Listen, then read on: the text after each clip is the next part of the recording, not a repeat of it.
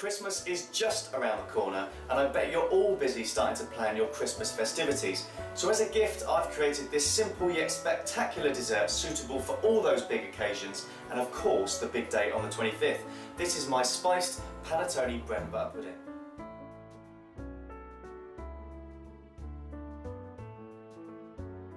So very simply, I've got some Pannetone which I've been given by a friend. We're just going to pop that to one side for the moment. In our pan we need some whole milk. Now this is just a really simple bread and butter pudding recipe, but just with a little bit of some Christmas cheer thrown in. We've got some double cream. There we go. And into the cream I'm going to add a couple of cinnamon sticks. I'm just going to break those up. So we're going to pass this through our mesh colander in a moment. And then I'm just adding, for a little more indulgence, some fresh vanilla seeds, which we can just scrape out. And pop that all into our cream and milk. And then I'm also adding a teaspoon of our mixed spice. It's going to give a lovely Christmas aroma. It's going to be absolutely beautiful. And then all we need to do is just warm that through on our hob.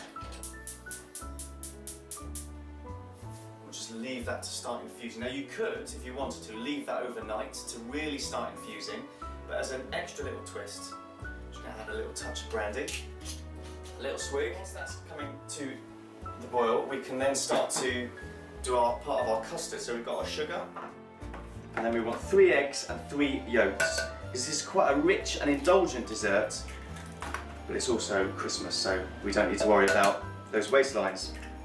So 3 eggs and 3 yolks. Now we can keep the whites. You could put the whites in the freezer and then make pavlova out of it. It'd be really nice. Maybe some cranberries on the top in a nice little sauce. Christmas pavlova. It sounds quite nice actually. So we've got our egg whites that we're going to keep,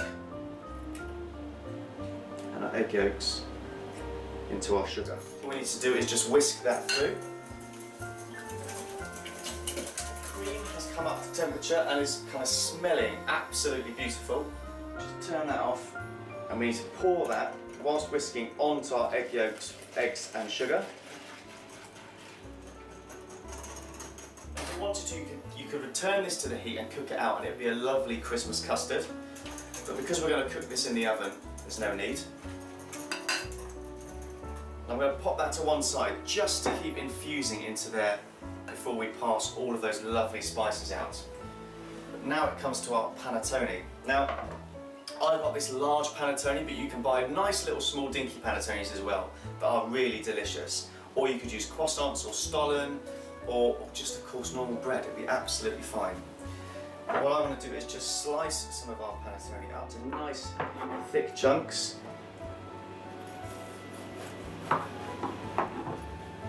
And I'm just going to place it into our dish that we're going to pop it in to cook it into. And I'm just going to cut that into some triangles.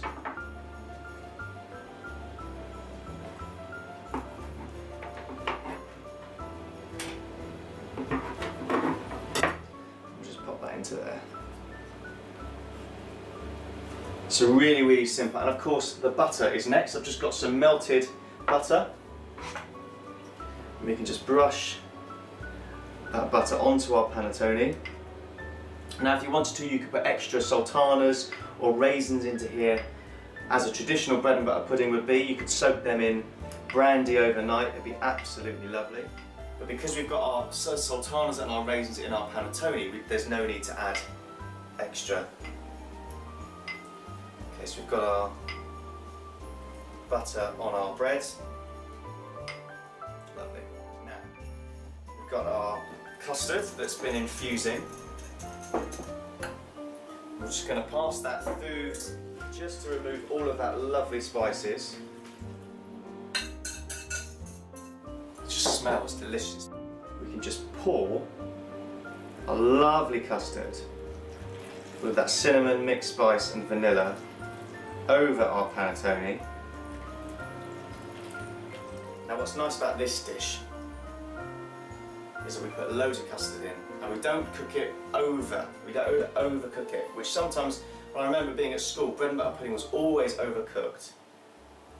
So this kind of is like a self-saucing pudding. Absolutely delicious. Now we're just going to leave that to soak up a little bit of that custard before we pop it in the oven. About 5 minutes. All you need to do is just keep pressing that down so that it soaks up that lovely custard and all those spices. So our custard has been soaking up into that lovely panettone, and that is ready for the oven. Now I've got my oven quite hot at 200 degrees, and we want to pop that in the oven for about 25 to 30 minutes, and then it's time for Christmas.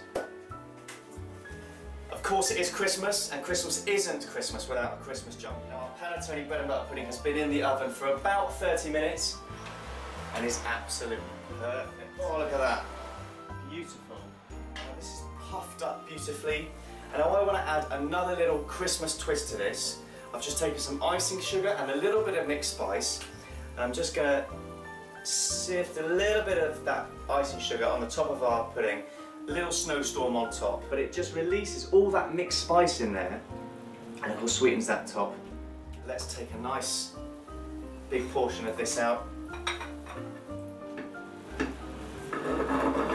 Of course, cooked in our beautiful stoneware, and there we go. That will be perfect with a little bit of ice cream or a little bit of brandy sauce. Delicious. And all it leaves me to say is, on behalf of the Pampered Chef team and myself, have a great Christmas, and we'll see you in 2013.